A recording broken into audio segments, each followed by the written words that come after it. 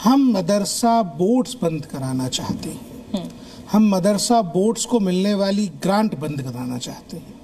हम मदरसास को मिलने वाली सरकारी ग्रांट बंद कराना चाहते हैं। हमने कहीं भी ये नहीं लिखा कि हम मदरसा बंद कराना चाहते हैं। तो आरोप को पहले ठीक करिए, उसके बाद मुकदमा ठीक रहेगा। आरोप देखिए इसलिए लगाया गया कि जब आप ग्रांट ही बंद करा देंगे तो बिना पैसे के तो कुछ होता नहीं। तो अगर उनके पास कोई पैसा ही नहीं होगा तो शिक्षकों को कहां से फीस दी जाएगी? जो मदरसा चलाया जाता है उसका खर्चा कैसे चलेगा?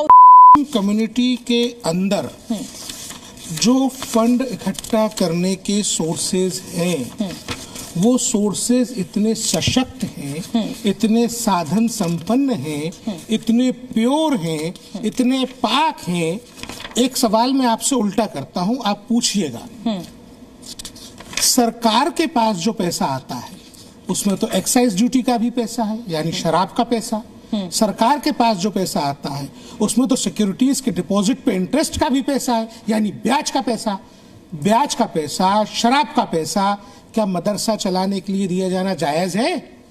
जो कम्युनिटी के खुद के सोर्सेज हैं फंडिंग के, हमने अपनी रिपोर्ट में बड़े ही इलॉबरेटेड वे में उनको दिया है, उनको डिस्कस किया है, उनको बताया है। किसी भी सरकार की योजना से 100 गुना ज़्यादा कम्युनिटी के अपने रिसोर्सेज हैं।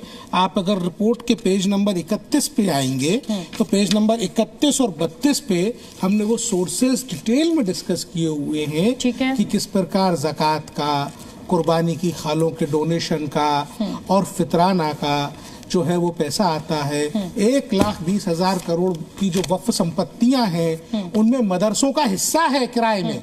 तो उनका जो पैसा आता है, जो पाक तरीके हैं, जो रिलीजियस तरीके हैं, जो तरीके हैं, उन पैसे से ही तो मदरसों में खर्च करना चाहिए। हम तो बल्कि प्योरिटी की बात कर रहे हैं। ऐसा पैसा आप क्यों लगा रहे हैं?